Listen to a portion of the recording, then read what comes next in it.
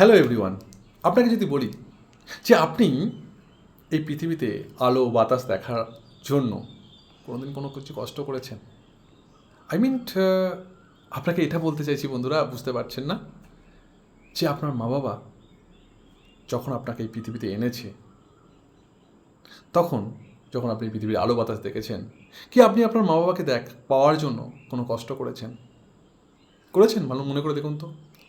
আমার তো মনে হয় না, ইনকেস আমিও করিনি।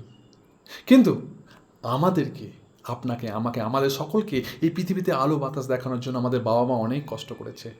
যদি সেটা বিশ্বাস না হয়, মা বাবাকে গিয়ে জিজ্ঞাসা করুন, জিজ্ঞাসা করুন আমরা মা বাবাকে কত তাকলিফ দিয়েছি। মায়ের পেটে যখন ছিলাম তখন আমরা কত ফাইটিং করেছি মায়ের সাথে, হ্যাঁ না? পেটে লাথি মেরেছি, মা ঘুমাতে পারেনি, সারা রাত যন্ত্রণায় ছটফট করেছে, তবু কিন্তু মা আমাদেরকে কত ভালোবাসে। তবু কিন্তু তাদের কোনো রকম আপত্তি নেই আমাদেরকে এই পৃথিবীতে আনার পর, যে তুই এত এত কিছু আমাকে দুঃখ তাকলিয়ে দিয়েছিস। বন্ধুরা, কিন্তু মা বাবা আমাদের পৃথিবীতে আনার জন্য বহুত কষ্ট করেছে, কিন্তু আমরা মা বাবাকে পাওয়ার জন্য কোনো কষ্ট করিনি। তাই কখনো এটা ভাববেন না যা কিছু ফ্রিতে পাওয়া যায় তার কোনো কদর নেই, তার কোনো মূল্য নেই। ফ্রিতে যা কিছু পাওয়া যায় তার সব থেকে বেশি মূল্য আছে বন্ধুরা।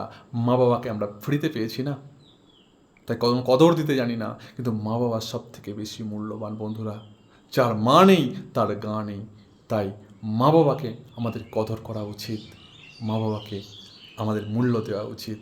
বন্ধুরা, আসুন এই কৃতজ্ঞতা সেশনে আমাদের জীবনকে উপলব্ধি করায় মা বাবা আমাদের কাছে কত ইম্পর্ট্যান্ট, মা বাবা এই পৃথিবীতে আমাদেরকে আনার জন্য কত কষ্ট করেছে, আর আমাদেরকে সদা সর্বদাই তাদের প্রতি কতটা কৃতজ্ঞ থাকা উচিত।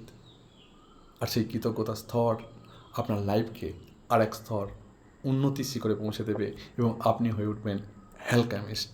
ভালো থাকবেন বন্ধুরা। আসুন কৃতজ্ঞতা সেশনে কৃতজ্ঞতা প্র্যাকটিসে।